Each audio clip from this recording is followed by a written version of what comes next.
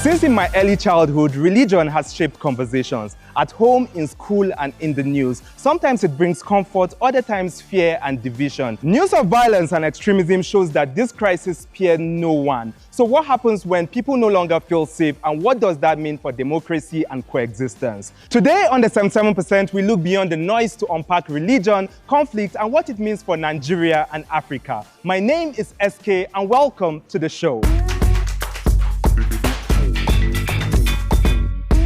Coming up on the show, in our street debate, we discuss with young Muslims and Christians about the political situation in Nigeria. Events Compare, Stephanie Augustine introduces us into interfaith life in the city of Jos. And finally, we ask, why has Boko Haram remained a threat despite Nigeria's military efforts? To kick off today's show, we are starting with the big picture. When religion comes up in Africa, the focus is often on tension and conflict, but that's not the full story. Across the continent, different faiths have lived side by side for generations, often in tolerance, cooperation, and everyday coexistence. My DW colleague Michael is breaking down for us what religious tolerance in Africa really looks like.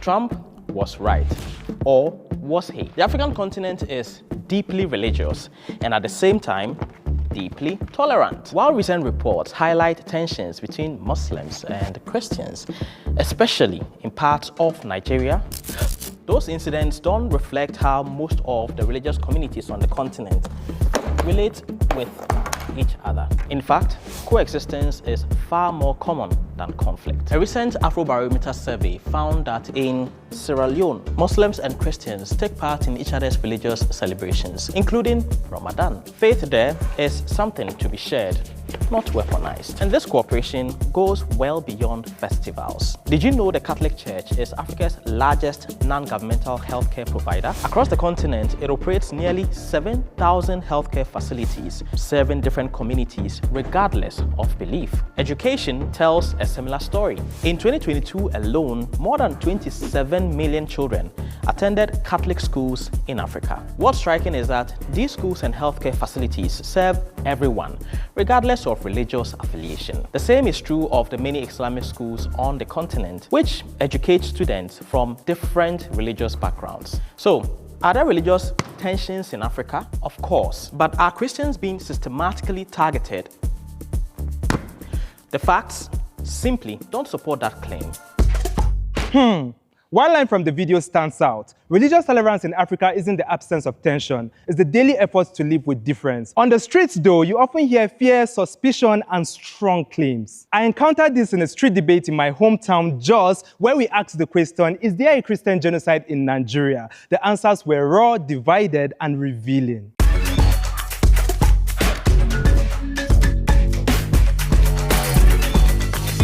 Hello everybody, we are having a quick and easy street debate where we're asking the question, should the US intervene militarily in northern Nigeria, and if actually there's a genocide, Christian genocide in Nigeria. So I'm going to start with you, Paul. Do you think there's a Christian genocide in Nigeria? 100%. I strongly believe there is an attempted genocide and the killing of Christians in Nigeria, particularly in the northern Nigeria. I was in my village when the first attack happened in my village around 2017, 2016 or thereabouts, when our relatives and our friends were killed by the herders. All right, so I'm going to come to you, Nana. Do you actually believe there's a Christian genocide in Nigeria? No, especially from what he said. He said he's from Benue State, right? This same Benue is somewhere that when you as a Muslim, you're going there, you have to disguise to be a Christian before you can enter the state entirely. So you believe the Muslims are actually unalive too? Yes, a lot, about 5 Muslims were slaughtered without any question or like, where are you coming from? As much as you are wearing something that makes you look like a Muslim, they will just slaughter you without any remorse. All right, so I'll come to you, Adams, now. Why do you think the Muslims are underreporting their own genocide? The Muslims are trying their best to report their genocide or their incidents in terms of their villages. Some of the people from their villages, they don't even have network so that they can present their incidents or what is happening in their villages. Some international media that's supposed to go deep into their villages to go and report the actual what is happening so that the world can convince and see what is happening. They are underreporting. You actually believe that the media is undermining and underreporting for the Muslims. I'll come to you. They, in the process of carrying out the act, most of the times they recite whatever they have to recite. Yeah, Allah Akbar or something like that. So if my colleague here is trying to say there is actually a targeted killing of Muslims, is there any situation or a process or an instance where Muslims are being killed and then the Christians, or the mention of whatever recitation like the name of Jesus, I'm killing you in the name of Jesus, has it ever happened? This is a strategic target at the killing of Christians. Stephanie and Rabilu, I'm coming to you, but you raised your hands and you wanted to say something. Were you in disagreement with what he said? So like they started bombing places, putting places on fire simply because we don't even know why, just on bikes. So like, why would you say they came from Christians? Meanwhile, they were killing everybody. Right. And back to what he said about saying they have slangs, Allahu Akbar and something. I was coming to that. Yes. So simply because they are using that slang doesn't mean that they are Muslims. Both me and him don't know whether they are Muslims or not. Some people have argued saying that there are places where if you unalive people, you have a reward for it. How true is that statement? No. Even if they are infidels, right? No. In the Quran, I don't know the chapter, I don't know the verse though, but it is not allowed for you as a Muslim to kill another religion. Allah gave you the life and gave him the life too. So we don't care whether we are a Christian or a Muslim. As long as you are a human being like me, Muslim law do not allow us to kill anybody. Something of recent happened in September where terrorists entered and attacked a church. I don't know specifically the state. They attacked a church, right? But do you know that in that same month, the news of terrorists attacking a church went viral. But in that same month, same thing happened in a mosque where about 7 lives were unalived. Meanwhile, about 10 were kidnapped and few were injured. And nobody say anything about that. And that happened in the same month. Right. I think we are almost rounding up with this round, but let me hear from you. I want her to correct something for me. She said there is no portion or no section of Quran that actually supports the unaliving of the infidels. So I don't know if she's familiar with the Quran, but if she's familiar, I would want her to read Quran chapter 9, verse 5, so we can just get it straight away. What does it say? She should recite it because she's a Muslim. So I argue based on facts, empirical facts. So she should read them. Right, before I come to her, you check it, but Rabilu, you have been itchy. You want to say something? Please, let's hear it. You can't just pick one portion of a statement and just say this is the facts. You need to read through. Read from the beginning. If you are reading a news report, somebody can just have a headline and say massacre, Christians are being killed in Gangari, for example. And if that's what you pick from that statement, that's what you tend to believe. But do you look at what the inside of that particular report, what is it saying? You know, not just look at one statement of that. And also going back to regarding the issue of media, I think the language barrier is an issue for us, right? Try to pick people randomly and try to communicate with them and say, hey, can you just tell me about yourself in English? They might find it difficult to express themselves. But if you look at the media, you know, a lot of people are putting in content in Hausa language, which the international body doesn't look at as a fact. This should bring us to the last round where we ask for the solutions for this problem in Nigeria. So I'm going to start with you, Nana. I know your mouth has been itchy to say something, but what is the solution? What do you think Nigeria can actually do right now to solve its problem right now? We have to, this one is within us, the citizens. We have to stop this blame game and face reality, because we are both getting attacked, we are both getting killed, we are both getting raped in this. So I think it's just 2 solutions. One is within ourselves, and then the second one is our government showing us that yes, they are our government, they will work for us. Interesting point. So, Paul, what would you say? What would you say is your own solution? There is a need to actually initiate a peace negotiation between the victims of this attack.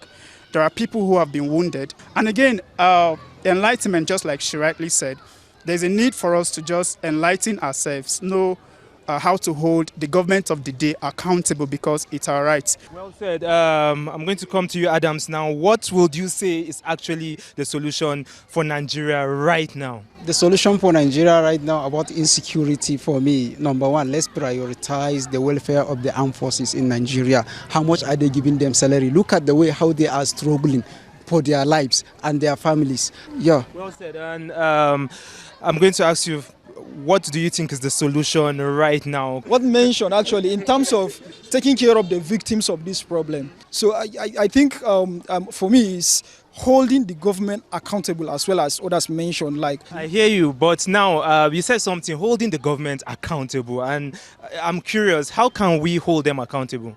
we can hold them accountable by calling them out through a proper channel like media. This is what is happening in my community and I want this thing to stop. And when I vote you out, what can you do for me? You know. And lastly, I'll ask Stephanie, don't you think Nigerians have been actually holding the government accountable all these years? Well, yes, I do feel some Nigerians have been holding the government accountable. So but how would you want us to hold Nigerians, the politicians now, or the government accountable right now? Well, I feel that they should keep on creating awareness about it, and then just as what has been done, like getting external forces aware of what is happening. You know, they've been calling out, you see, the United States, like making the world know about it. Thank you very much. This was really a very heated debate. Sadly, it has come to an end, but this conversation has not ended because you people online have a lot to say. You can join us on our social media platforms as displayed to you on the screen. My name remains SK until I come your way next time. See ya!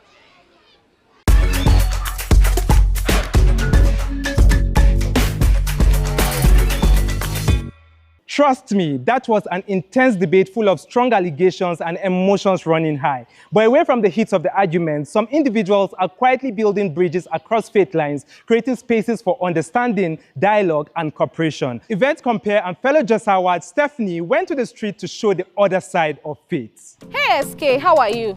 Yes, I agree that there are lots of conflicts, especially in Plateau State. But that is not all. Religious tolerance is the lived norm in Nigeria, and I'll show you some examples, particularly from this region where these clashes occur more frequently. Come with me. In this community, when people talk about Jos, they talk about boundaries and divisions, but young people here are busy crossing boundaries. Oh, hi, Kefas. Alpha, how are you doing? Tudunwada Youth Forum is a non-political organization, a non-religious organization where people from different walks of life, youth from different religions comes together just for the sake of unity. I would love to show you something there. This junction has been more like the demarcation. The whole of this place are the Muslims, and then the whole of this place from here downward are the Christian residential areas. So before now, a Christian is not permitted to pass through this place because of the crisis that we experienced prior to now. Tudunwada Youth Forum was birthed immediately after the crisis. We saw the need to be united because if there is no unity, then there will be no development, there will be no progress. Because of initiatives like this that the Youth Forum is all about, we can walk freely here. That shows that peace has come to Jos. And as you can see, this is one of our initiatives here. We know the significance of sport. We know how sport unites us together. And so the Tudunwada Youth Forum, in its own wisdom, think of organizing stuff like this, you know, so that you can bring the youth together, regardless of your religion, regardless of your even political affiliation. Interesting. So basically, that's exactly what we do.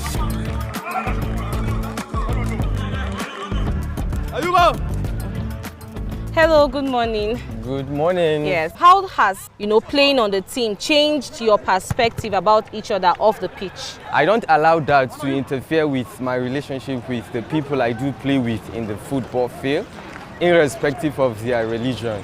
Even outside the field, we are friends. I respect their religion. Likewise, I respect my religion whenever we play. We've made that very clear. All right, what about you? Most of us, we live together. We even help each other.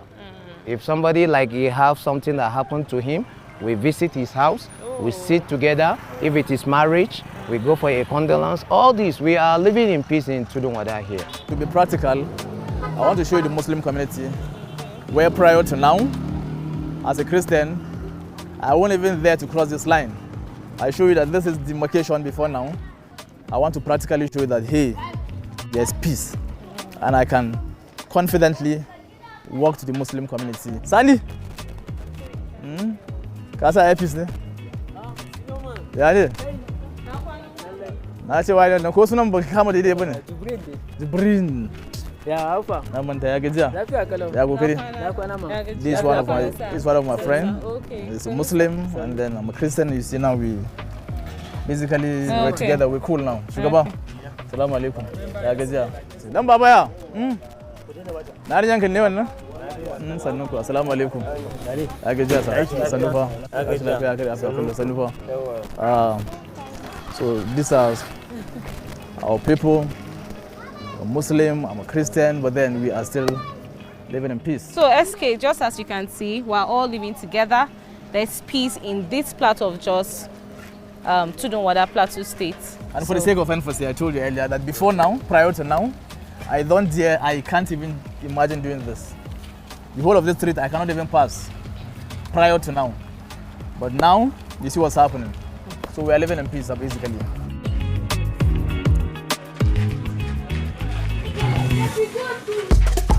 Thank you, Stephanie. We must learn to stop the blame game and learn to live together peacefully again, while also holding the government accountable for what is happening in northern Nigeria and asking the obvious question: why isn't the military protecting the people? Behind the strong image of the Nigerian military are growing concerns about welfare and conditions raised by active and retired personnel. Meanwhile, jihadis are backed by Boko Haram. In this video, one soldier shares a rare first-hand view of life behind the uniform.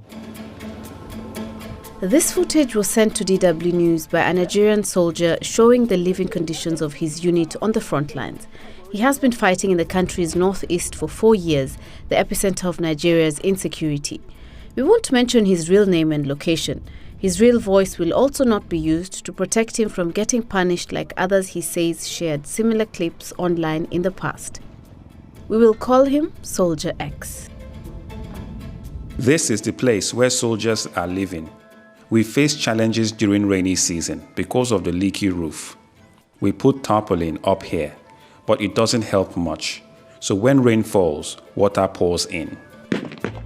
Soldier X says those serving on the front lines face many challenges besides poor living conditions. Nigeria has less than 300,000 active personnel in the military, serving a country of 200 million.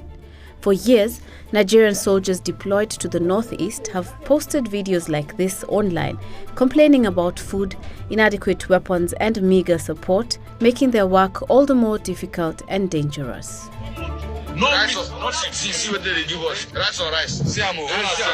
Our soldiers, our military, they need to be motivated. We have soldiers out there that their salaries in a month is still not up to the minimum wage.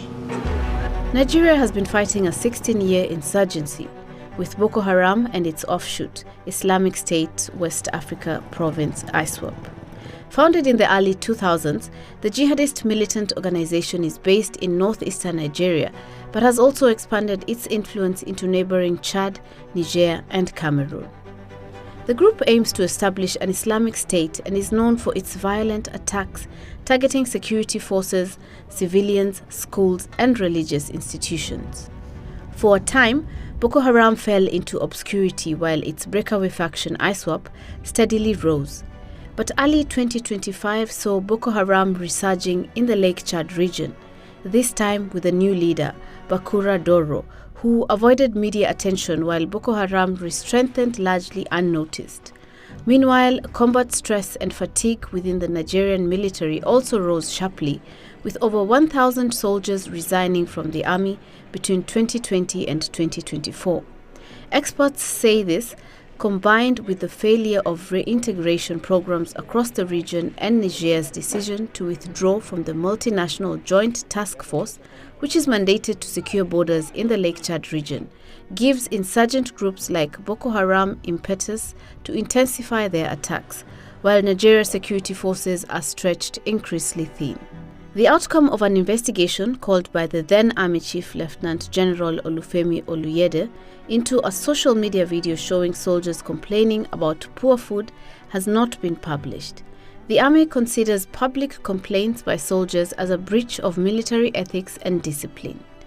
But Soldier X says the military leadership is not honest about soldiers' welfare. It's a lie, I repeat, it's a lie. They are not doing anything for us, nothing. They are lying to the president that soldiers are living well, but it's not true. We are suffering. The new army chief appointed by President Bola Tinubu has assured that the welfare of the troops remain top priority, but it won't be the first time such a promise was made. Let's hope our politicians keep their promises this time. But what can we ourselves do to break down the prejudices between Muslims and Christians so that we can live together peacefully? For our last story, we look to neighboring Ghana. About 70% of Ghanaians are Christians, while Muslims make up the second largest group at about 18%. There's a high degree of tolerance, and even holidays are often celebrated together. Let's have a look. In Alajo, a mostly Christian suburb of Accra, Muslims gather for afternoon prayers, an everyday scene that speaks to Ghana's remarkable interfaith harmony. Church buildings stand just meters away from mosques, and Muslims practice their faith openly without tension. 30-year-old Muftau Husseini, a newly graduated doctor, meets with Ibrahim Halidu, a local leader known for promoting religious tolerance. It's an issue that resonates deeply with Husseini. Most of my friends have been Christians, so from them we established good cordial relationship. Even when I traveled out of the country too, I also met good Christians too that were friends with me. Despite we share different background, but it doesn't bring a lot of conflict among us. I try to learn from them, they also try to learn from me. And the relationship has been perfect. I'm really grateful that Ghana is one of the most peaceful countries in which we share different views, but despite that, we are peaceful. Ibrahim regularly visits churches to encourage interfaith unity. Today, he joins a nearby congregation. The church members welcome him warmly. They invite him to speak and even offer a prayer, clear signs of Ghana's deeply rooted coexistence. I was very elated. I mean, the pastor came down to pray for me. I mean, pray for long life, prosperity. You know, anytime you visit them and you pray for it is fulfilling. It is so fulfilling. So I'm so happy they prayed for me, and I don't take it lightly at all. This spirit of acceptance is widespread. Christians attend Muslim events, Muslims take part in Christian gatherings, and both communities join in each other's celebrations. These interactions are also supported at the national level. Politicians and religious leaders encourage dialogue, and a national policy on religion is in the works to help protect the rights and faiths of all citizens. There's no distinction, it's just we coming together to give reverence to the same God we serve. So we do not have a system where we distinguish that here should be just for Christians and this place should be just Muslims, right? And then I don't think God himself allows for separation due to religion. So it's just nice that we coexist as humans to all serve the same God. 28-year-old Cornelius Amewude, a close friend of Ibrahim, teaches children about religious tolerance, hoping the next generation will continue the peaceful coexistence that defines Ghana. We all believe in peace. We all have the same values, love, unity, worship, because most time the Quran too contains of the values of love, caring for people, yes, and even the Bible also emphasizes also that love for one another. So I think that is what makes us one as people. The values we have in the Bible are similar also in the Quran also. Ghana's education system includes religious studies and encourages mutual respect among children of different faiths. Ibrahim believes that strengthening coexistence will help support development in the community he serves as a youth leader. With freedom of worship protected, Muslim-Christian relations in Ghana remain a cornerstone of national peace.